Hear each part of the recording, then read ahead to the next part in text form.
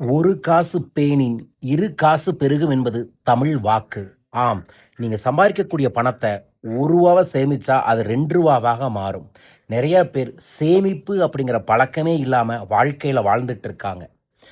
பணப்பிரச்சனை, கடன் பிரச்சனை, வாழ்க்கையில எல்லா விதமான செல்வம் சார்ந்த தடைகளுக்கு காரணம் நம்மகிட்ட எவ்வளவு இருக்குன்னு கணக்கு வைக்காம இருக்கிறது தான். கணக்கு வைக்கிறவன் சேமிப்பா, சேமிச்சா நம்மகிட்ட இதுதான் இருக்கு, இதற்கு தகுந்த வாழ்க்கையை அமைச்சுக்கணும்னு திட்டம் தீட்டுவான். இல்லைனா நிறையா இருக்குமோ, நிறையா வந்துருமோ அப்படின்னு நினச்சி கடன் வாங்கி பணத்தடையில் மாட்டிக்குவான்.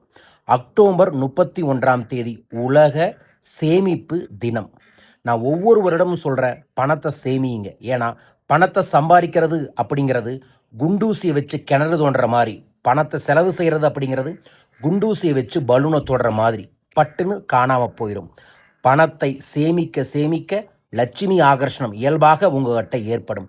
தினமும் உங்களுக்கு வரக்கூடிய ஒரு நாள் வருமானத்தில் 10% எடுத்து வையுங்க.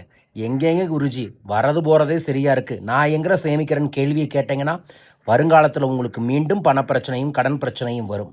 உங்கள் வருமானத்தில் 10% சேமியுங்கள். இந்த பதிவை பார்க்குற அன்னையிலிருந்து மினிமம் ஒரு நாளைக்கு ரூ. 100 எடுத்து வையுங்க. அது ஒரு மாதத்திற்கு 3000ஆகவும் வருடத்திற்கு 36,000ஆகவும் மாறும். அது உங்களுக்கு ஒரு வளர்ச்சியை பணம் சார்ந்து ஏற்படுத்தி தரும். புரிந்து செயல்படுங்கள். பண வள கலை என்பது பணத்தை நாம் கவனிக்க கவனிக்க வளரும்.